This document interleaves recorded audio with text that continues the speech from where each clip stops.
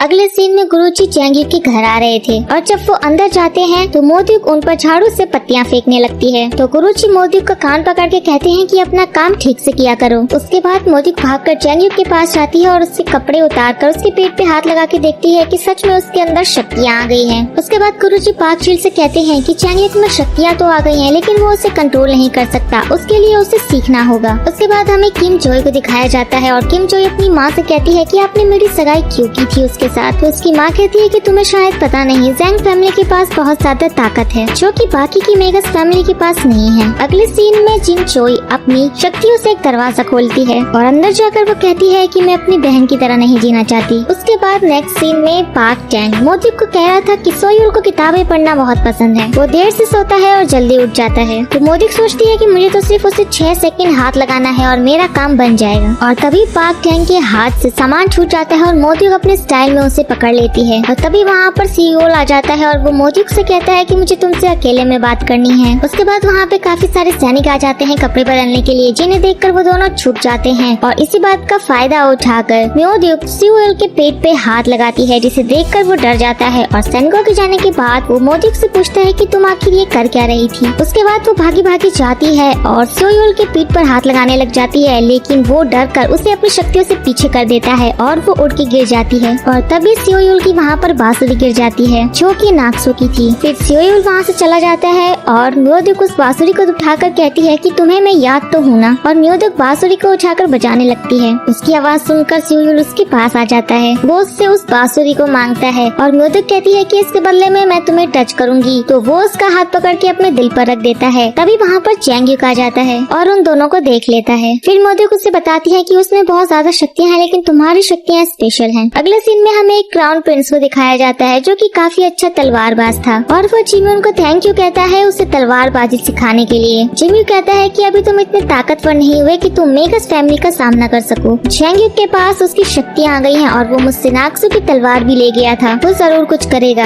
अगले सीन में चैंगयुक पाक चिल से कहता है कि मैं प्रैक्टिस करना चाहता हूँ, जिसके बाद चैंगयुक को सजा के तौर पर कोड़े मारे जाते हैं। पाक चिल कहता है कि अपने मन से ये ख्याल निकाल दो, लेकिन चैंगयुक कहता है कि ऐसा कभी भी नहीं होगा। लेकिन पाक चिल कहता है कि मेरी ये बात मान जाओ, इसी से तुम जिंदा रह सकते हो। उसके बाद चैंगयुक नहा कर बाहर आता है और मोदयुक पूछती है कि तुम ठीक तो हो। चैंगयुक कहता है कि हाँ, लेकिन ये पानी बहुत ज्यादा गर्म था। तो मोदयुक कहती है कि ऐसा कैसे हो सकता है, मैंने तो तुम्हें ठंडा पानी दिया था। वो पानी चेक करती है तो वो बहुत ज्यादा गर्म था और वो चैंगयुक को हाथ लगा के देखती है तो वो भी काफी गर्म था। तो मोदयुक कहती है कि इसे तुम्हारी शक्तियों ने गर्म कर दिया है। वो उसके लिए और पानी लेके आती है और वो चैंगयुक को गिराती है, वो बिल्कुल आग की तरह गर्म हो जाता है। फिर किम दोजो आ जाती है और कहती है कि तुम इतने ठंडे पानी से मास्टर को नहला रही हो। मोदयुक भी वो चेक करती है और सोचती है कि ये तो बहुत ज्यादा ठंडा हो गया है। उसके जाने के बाद चैंगयुक कहता है कि मुझे ठंड लग रही है, मुझे ऐसा लगता है मैं जम जाऊंगा। उसके बाद मोदयुक उसे बिस्तर पे लिटा देती है और उसके कमरे में आग लेकर आती है। तो अपने हमें कुसु नाम का आदमी दिखाया जाता है जो उसी कमरे में जाता है जिसमें चिंचोई गई थी। वो वहाँ से एक आत्मा को निकाल कर एक मरे हुए डॉग में डाल देता है और वो जिंदा हो जाता है। अब चैंगयुक को बहुत ज्यादा ठंड लग रही थी तो मोदयुक उसके सांस हो जाती है। और अगली सुबह जब मोदयुक की आंखें खुलती हैं तो वो देखती है कि चैंगयुक बिल्कुल ठीक है। और तभी उसके घर पर उससे मिलने क्राउन प्रिंस आता है। क्राउन प्रिंस चैंगयुक से वो तलवार लेने आता है, जिसे देने से वो मना कर देता है और वो एक मुकाबला रखता है, जो जीतेगा वो तलवार उसे मिलेगी। तो चैंगयुक भी उसके साथ लड़ने के लिए तैयार हो जाता है और उनकी लड़ाई में क्राउन प्रिंस चैंगयुक को बुरी तरह से मारता है। तभी वहाँ पे मोदयुक आती है और गंदे पानी को क्राउन प्रिंस के ऊपर फेंक देती है और बाद में क्राउन प्रिंस से माफी मांगती है। प्रिंस उस पर बहुत गुस्सा करता है और तभी वहाँ पर पाक टैंग, सीओयूल और चिंचोई भी आ जाते हैं और क्राउन प्रिंस कहता है कि ऐसा नहीं चलेगा। वो उसे सजा देने के लिए तलवार चलाने लगता है, तभी उसे चैंगयुक रोक लेता है, जिसके बाद उसकी तलवार चमकने लग जाती है और सबको पता चल जाता है कि उसमें शक्तियाँ आ गई हैं। उसके बाद चैंगयुक अपनी तलवार को कंट्रोल नहीं कर पाता, वो अपनी शक्ति को कंट्रोल नहीं कर पाता, उसका उसके हाथों पर कंट्रोल नहीं होता। पाक टैंग उसे रोकने की कोशिश करता है और वो उसे भी मार देता है। तभी चिंचोई चैंगयुक के हाथों को अपने एक ब्रेसलेट की शक्ति से बांध देती है। पाक टैंग क्राउन प्रिंस से उसके लिए माफी मांगता है, लेकिन प्रिंस को काफी गुस्सा आ रहा था। तभी वहाँ पे मोदयुक आ जाती है और वो कहती है कि हमें माफ कर दीजिए और वो क्राउन प्रिंस के जूते साफ करने लगती है। इसके बाद मोदयुक क्राउन प्रिंस के पास जाती है और उसको अपनी तलवार देती है। वो कहती है कि तलवार आपकी है, आपने इसे जीत लिया है। उसके बाद क्राउन प्रिंस मोदयुक की चापलूसी से काफी खुश होता है और उससे उसका नाम पूछता है। उसके बाद नेक्स्ट सीन में मोदयुक गंदे कपड़े धो रही होती है। चैंगयुक आकर उससे गले लगा लेता है और कहता है कि थैंक यू, तुम्हारी वजह से मेरी शक्तियाँ वापस आ गई। अगले सीन में गुरुजी, जिनम्यू, तीनों पार्क, चील और चिंग एक साथ बैठे हुए थे। चिंगचोई की माँ कहती है कि उनके कमरे से एक आत्मा चोरी हो गई है, लेकिन हैरानी की बात तो ये है कि उस दरवाजे को सिर्फ जिन फैमिली ही खोल सकती है। उसके बाद वहाँ पे चैंगयुक आ जाता है और पार्क चिल उसे कहता है कि तुम यहाँ पर किस लिए आए हो। तो चैंगयुक कहता है कि ये मेरे पिता की तलवार है, मैं आपको कुछ दिखाना चाहता हूँ। और फिर वो अपनी शक्तियों से उस तलवार को खोल देता है। उसके बाद पार्क चिल उसके हाथ में ब्रेसलेट देख लेता है और कहता है कि इस ब्रेसलेट के बिना इस तलवार को कंट्रोल करके दिखाओ। वो उस ब्रेसलेट को खोल देता है और वो तलवार उससे कंट्रोल ही नहीं होती और वो पार्क चिल को घायल कर देता है। तभी सियोयुल उसका हाथ पकड़ लेता है और चिंगचोई उस ब्रेसलेट को दोबारा से बांध देती है। और पार्क चिल कहता है कि तुम इस तलवार को उठाने के लायक नहीं हो। तो चिंगचोई कहती है लेकिन इसने तो राजकुमार को आसानी से हरा दिया था। तो चिमियो को गुस्सा आ जाता है और वो कहता है कि उसने क्राउन प्रिंस के साथ लड़ाई की थी। उसके बाद पार्क चिन चैंगयुक को कमरे में बंद करवा देता है। उसके बाद पार्क चिन चैंगयुक से मिलने आता है और उन लोगों में बहस हो जाती है। और वहाँ पर चैंगयुक को पता चल जाता है कि जिसे वो अपना पिता मान रहा था वो उसके पिता है ही नहीं, और ये सुनकर उसे बहुत दुख होता है। उसके बाद म्योद्यूक उसके लिए खाना लेकर आती है, लेकिन ज़ेन्युक बस रो ही जा रहा था। उस पर इन बातों का बहुत गहरा असर हो गया था। उसके बाद ये सभी लोग मिलकर चैंगयुक और क्राउन प्रिंस की दोबारा लड़ाई करवाते हैं ताकि उसी के हिसाब से उसको सजा दी जा सके। सियोयुल और पार्क टैंग जल्दी से ज़ेन्युक को उठाते हैं और उससे कहते हैं कि तुम्हारी जान खतरे में है, तुम्हें यहाँ से चले जाना चाहिए। उसके बाद पार्क चिन कहता है कि चैंगयुक कहाँ है। उसका नौकर उसे बताता है कि वो तो यहाँ से भाग गया। और उसके बाद मोद्यूक चैंगयुक को बोट में ले जा रही थी।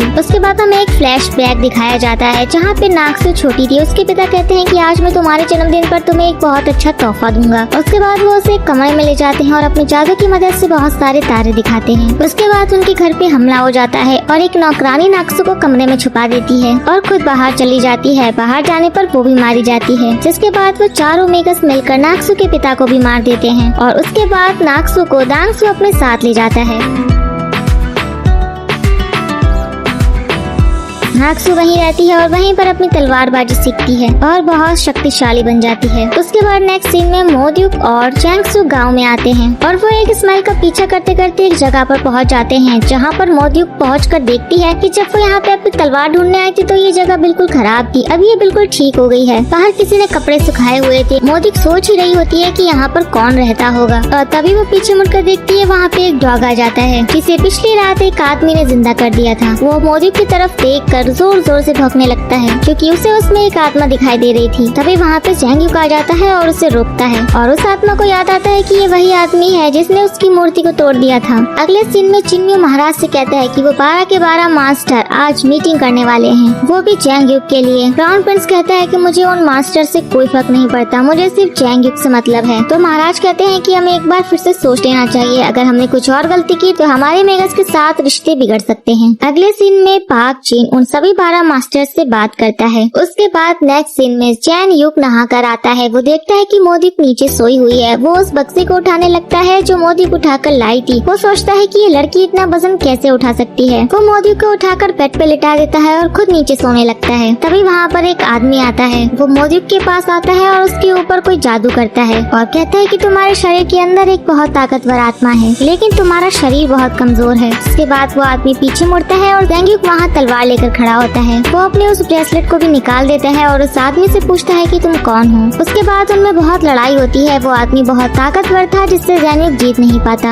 उसके बाद मोद्यूक को अपने सपने में उसी लड़की की आत्मा दिखाई देती है, वो जिसके शरीर में रह रही थी। उसकी नींद खुल जाती है। वो बाहर आकर देखती है कि कोई खाना बना रहा है। उसके बाद ज़ेन्युक बताता है कि कल रात उनमें लड़ाई हो रही थी और तभी मोद्यूक नींद में उठकर आ जाती है, जिसे ज़ेन्युक बचाता है। वो आदमी कहता है कि तुम दोनों यहाँ पर रह सकते हो और मुझे मास्टर कह सकते हो। अब ज़ेन्युक और मोद्यूक लड़ने लगते हैं तो वो मास्टर कहता है कि तुम दोनों पति पत्नी हो, तो वो दोनों एक साथ बोलते हैं कि नहीं। उसके बाद मोद्यूक और चैंगयुक उस मास्टर को ही देखे जा रहे थे। वो देखते हैं कि वो अपने हाथ से ही लकड़ियों को काट देता है और उस आग को भी कंट्रोल कर लेता है और फिर वो मास्टर उन गीले कपड़ों को अपनी शक्ति से सुखा देता है। तो मोद्यूक कहती है कि ये जरूर मास्टर सीसुक हैं। चैंगयुक कहता है कि वो तो पिछले साल ही मर गए थे। तभी मास्टर चैंगयुक को चाय पीते देख लेते हैं और कहते हैं कि तुम्हें इसे नहीं पीना चाहिए था, इसकी वजह से तुम्हारा शरीर कमजोर हो जाएगा। और ये सुनकर जैंग बहुत ज्यादा डर जाता है। तो मोदी कहती है कि इसका अपने हाथ पर भी कोई कंट्रोल नहीं रहता, क्या आपके पास इसका कोई इलाज होगा? तो मास्टर मना कर देते हैं। उसके बाद जैंग मास्टर की बनाई हुई दवाई पीता है और कहता है कि कैसा आदमी है ये, अजीब सी चाय पीता रहता है, अगर ये पीकर मैं मर जाता तो मोदी कहती है कि उन्हें वो चाय पीनी ही चाहिए, वो बहुत शक्तिशाली है। उसके बाद जैंग चाय पीते पीते टेबल पर अपना हाथ मारता है और टेबल पर रखी वो कटोरी अपने आप उठकर मोदी के सिर पर लग जाती है। मोदी बहुत खुश होती है और कहती है कि तुम्हारी शक्तियाँ वापस आ रही हैं। वो और ज्यादा ही ताकतवर होती जा रही हैं। उसके बाद पाक जिन को दिखाया जाता है जो कि एक रूम में था। उसे एक फ्लैशबैक याद आता है। जैंग यान ने उसे कहा था कि 1 अप्रैल को तारों की छाव के नीचे जिस बच्चे का जन्म हुआ है उसके जन्म का रहस्य किसी को नहीं पता चलना चाहिए। और तभी वहाँ पर जिन्मी आ जाता है। पाक जिन कहता है जिस दिन दोहा की मौत हुई थी उसी दिन चैन युग का जन्म हुआ था। मैं यहाँ पर छानबीन करने आया था, क्या तुमने यहाँ पर कुछ छिपा कर रखा है? तो जिन्मी कहता है कि ऐसा कुछ नहीं है, तुम जब चाहो यहाँ आ सकते हो। तो पाक जिन सबको अंदर बुलाता है और वो सबको इस जगह की चेकिंग करने के लिए कहता है, लेकिन उन्हें वहाँ पर कुछ भी नहीं मिलता। तो जिन्मी अपने नौकर से कहता है कि उस आदमी की बॉडी को यहाँ से फेंक दो जिसकी आत्मा को उनके मास्टर ने ले लिया था। उसके बाद सियोयुल और पाक टैंग उसके बग्गी को वहाँ से जाते हुए देख लेते हैं और उसका पीछा करते हैं। वो बग्गी इतनी तेजी से जाती है कि उन्हें पता ही नहीं चलता और आगे जाकर वो बग्गी उन्हें खाली मिलती है।